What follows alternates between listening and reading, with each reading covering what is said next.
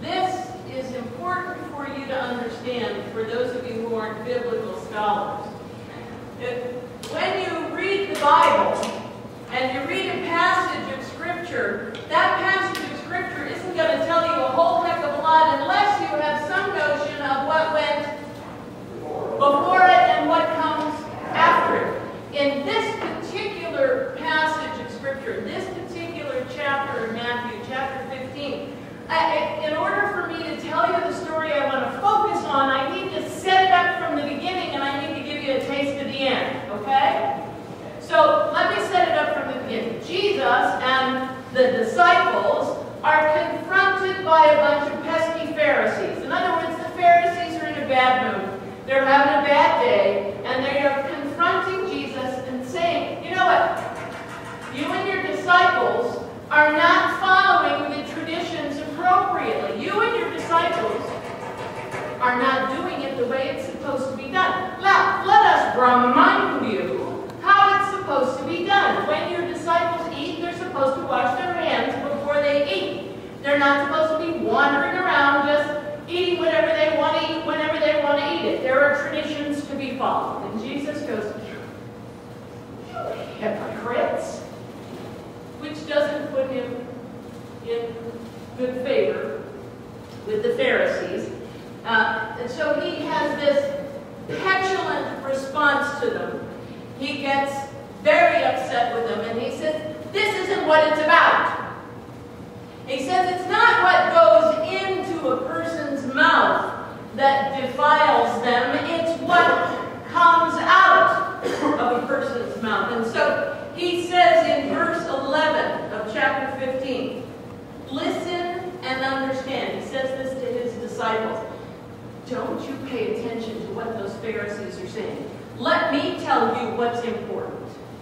It is not what goes into the mouth that defiles a person. It is what comes out of the mouth that defiles them. And then again, in those very same verses, in verse 18, he reiterates this, and he says, but what comes out of the mouth proceeds from the heart, and this is what defiles.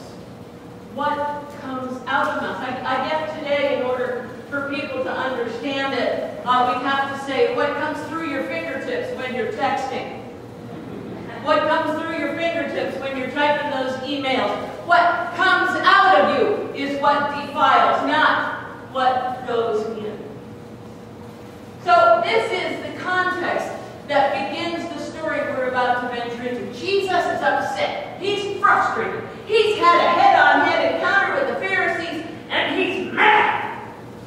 He's irritated. He's frustrated. He needs a little getaway time. So he crosses the border, and he takes the disciples with him. He crosses over into Tyre and Sidon. He crosses over, like going to Tijuana. He goes over the border into a foreign country where people don't speak the same language that he speaks. As a matter of fact, in Tyre and Sidon, most of the folks who live there speak Phoenician. They are natives of Canaan. They are Canaanites, literally. And they don't speak the same language that Jesus speaks. Well, maybe they speak some Greek. But his encounter is with someone who is a foreigner. How many of you remember me telling you the story of blind Bartimaeus? That wonderful story. He's the guy who's on the road out of Jericho, who's screaming at Jesus, going, Jesus, Son of David, have mercy on the blind man. We're going, how does the blind man know it's Jesus? Well, Jesus he's got a timeshare in Tyre and Sidon. Somebody's given it to him. So they're off doing a little R&R, and as he's walking down the street in Tyre and Sidon, there's this Canaanite woman that goes, Jesus, Son of David, screaming after them again. How does she know who he is?